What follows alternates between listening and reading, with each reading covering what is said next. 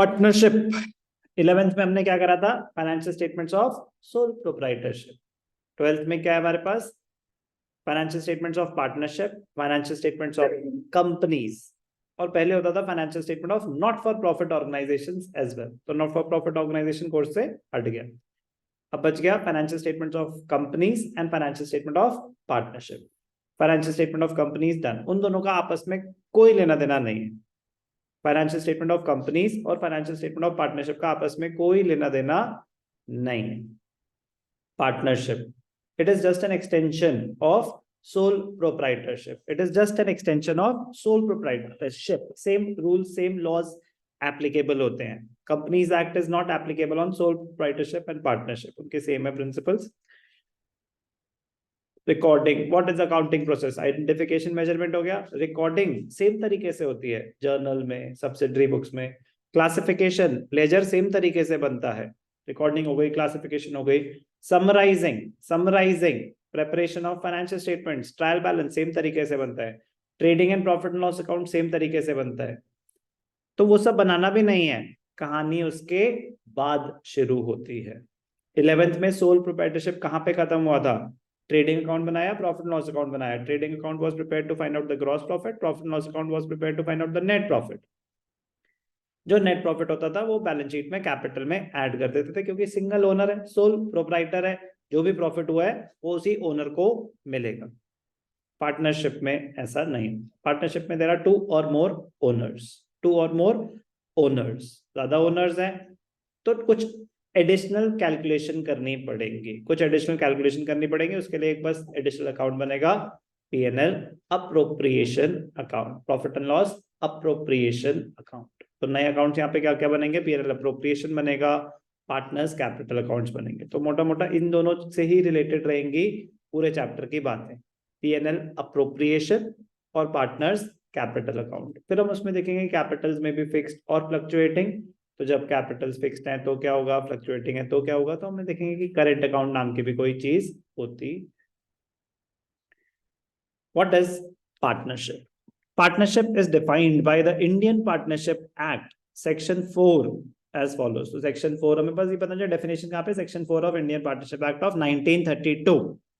Partnership is the relation between persons who have agreed to share the profits of a business carried on by all or any of them acting for all. मतलब सबका काम करना जरूरी नहीं होता. हम तीनों पार्टनर हैं, मैं अकेला काम कर रहा हूं, आप पैसे लगाओ, जरूरी नहीं है सबका काम करना. पार्टनरशिप होगी, प्रॉपर प्रॉफिट शेयर होगा. हो सकता है हम तीनों काम कर रहे हो. तो sharing profits of the business carried on by all or any of them acting for all. A partnership thus is a business relationship among two or more persons to share profits and losses carried on by all. Partners, firms, the person who have entered into the partnership, owners are called the partners. The business entity is called the firm.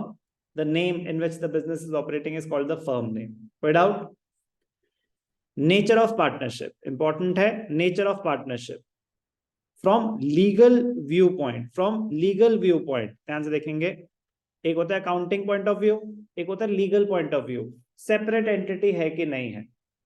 Business entity principle पढ़ा था हमने, business बचपन में पढ़ा था business entity principle. The owner and the business are considered as two separate identities as far as accounting is concerned. तो चाहे sole proprietorship हो, चाहे पार्टनरशिप हो, चाहे कंपनीज हो, सेपरेट एंटिटीज मानी जाती हैं as far as accounting is concerned.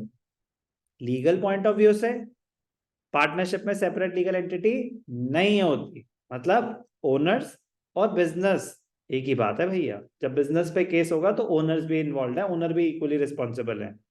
Companies में नहीं. कंपनी पे है तो कंपनी पे है, लिमिटेड लाइबिलिटी है. The owners cannot be held responsible beyond the value of shares held by them. उनकी limited liability है. Partnership में from legal point of view, it is not a separate legal entity from its partners. Firm's debts can be paid from private assets. मतलब owners, the partners can be held personally liable to pay off the debts of the firm. if the firm is not in a position to pay off its liabilities. However, partnership is separate business entity from accounting point of view. ध्यान से देखना, important. Legal point of view, accounting point of view. आगम आगे आ जाओ आप दोनों पीछे खड़े रहेंगे.